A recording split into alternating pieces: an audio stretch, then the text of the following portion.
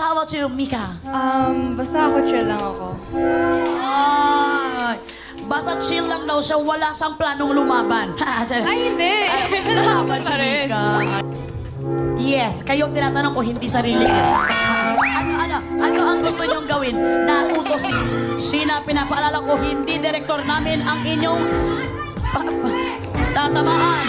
Yung gagawin, kaya talagang nashoot na ni Mika kasi nataranta siya nung una eh. Tama ba? Correct me because I'm always wrong. Yes, you're so right this time. Sabi naman ni Mika. How about you, Gwen? Yes, how about? Dance din po. Dance. Dalawang Yung dance at isang live. Well, tingnan natin kung ano ang i-approve ng mga boss natin na tanong para sa inyo. Mukhang hindi naintindihan ni Mika ang ating sitwasyon.